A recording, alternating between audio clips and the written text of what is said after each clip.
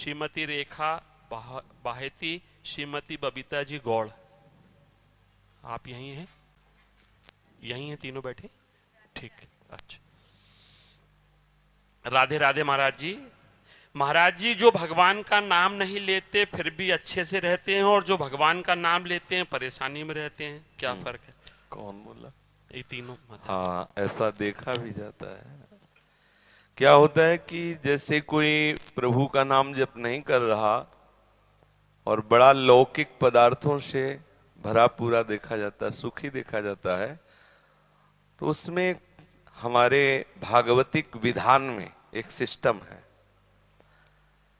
जो भगवत मार्ग से विमुख आचरण, पापाचरण, अधर्माचरण करता है और आपको सुखी नजर आ रहा हो, तो उसके बहुत थोड़े पुण्य हैं। उनको भुगाने के लिए पहले हमारे संविधान, भागवतिक संविधान में उसके पुण्य नष्ट कर, क्योंकि जब उसे दुख मिलेगा तो पुण्य उसका सहयोग कर देगा, इसलिए पहले उसके सहयोगी का नाश किया जाता है। उसका सहयोगी जो सुकृत है उसको दे दिया गया।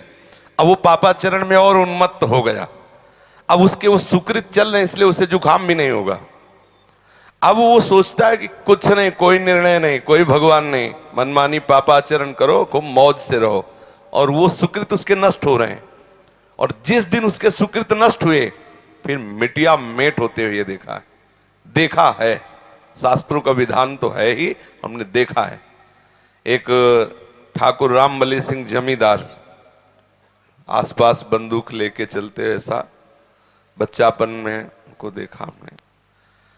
वो ऐसे मतलब अपने गर्भ में रहते थे कि किसी को कुछ नहीं मानते थे। एक गरीब ब्राह्मण था जिसकी उन्होंने संपत्ति का अपहरण किया, तो वो गया और हाथ जोड़ा कि लंबरदार, गांव में ठाकुर जमींदार को ऐसे प्यार भाषा में बोले, लंबरदार, आप तो राजा हो, आप तो ठाकुर हो, आप तो जमींदार हो, गरीब ब्राह्मण हैं, उतने से ही परिवार चलता था, आप गालियां बके। उन्होंने पैर छुआ ब्राह्मण ने ऐसे और रो दिया और वापस आ गया।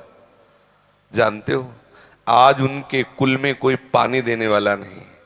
कुछ ही दिनों में बड़ा लड़का भयंकर कैंसर से बीमार हुआ, मर गया। दूसरा दिमाग खराब हो गया, तीसरे की टांग टूट गई, चौथा लेबरी करके उनको जो खवाने वाला था पीलिया हो गई। और आप अफीम के इतने नशेबाज बन गए कि धीरे धीरे सब, जहां उनके आगे पीछे बंदूक लेके चलते थे वहां मक्खी उड़ाने वाला कोई नहीं रहा, और एक पशु की तरह मरे जब कोई फेंकने वाला नहीं, ऐसी स्थिति। होता क्या है कि शुभ कर्म जब तक हमें वहां के, हमारे भागवतिक विधान में सिस्टम है, यदि आप अधिक पाप करेंगे तो आपके जल्दी से जल्दी शुभ कर्म आपको दिए जाएंगे कि वो नष्ट हो, तब तुम्हारा नाश शुरू होगा।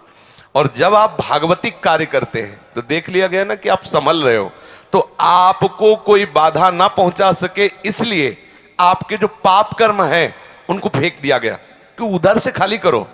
जो उसके शत्रु पक्ष के पाप कर्म जमा है उसको नष्ट करने के लिए उनको भेजो, क्योंकि इस समय धर्म निष्ठा में है, ये पचा जाएगा। तो उसके पाप कर्म आते हैं और धर्म में प्रबल होकर के उन पाप कर्मों को भोगता है, धर्मात्मा बन के चलता है। जिस दिन उसके पाप नष्ट हुए वो सुकृत और ये वर्तमान के सुकृत मिल गए, उस दिन जय हो जाती, उसकी कोई पराजय सजयती, त्रिभुवन में उसकी जय जयकार हो जाती है। और उस पापात्मा का ऐसा नाश होता है, कोई पानी देने वाला नहीं मिलता।